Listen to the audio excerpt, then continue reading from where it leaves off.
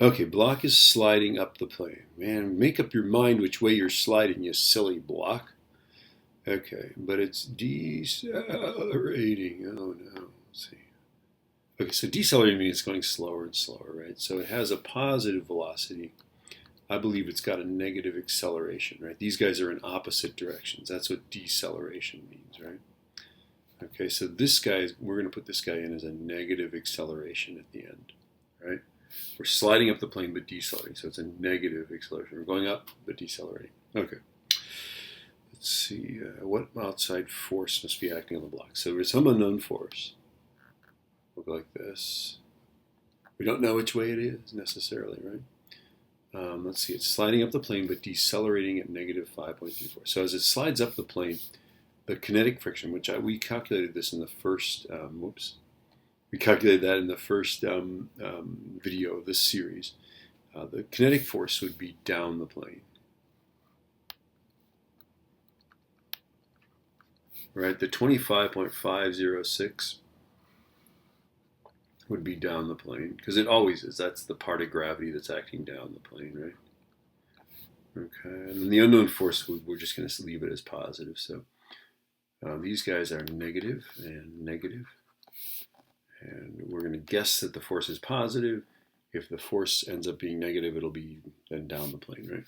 Okay, so negative 25.506 minus 5.301 plus F equals 5.2 times negative 5.34. Okay, now this guy's negative because we are sliding up, but decelerating. Okay.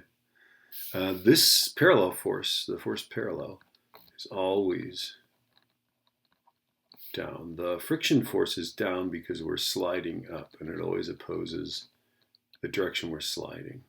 Okay. And then unknown forces, you always just guess positive. Okay. And now we're set.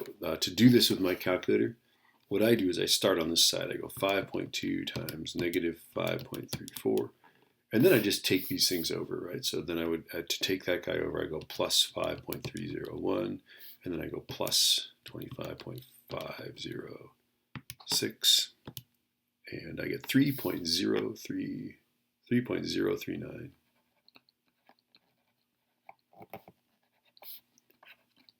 Okay, now the fact that it's positive, the fact that it's a positive number in my calculator means that it's up the plane.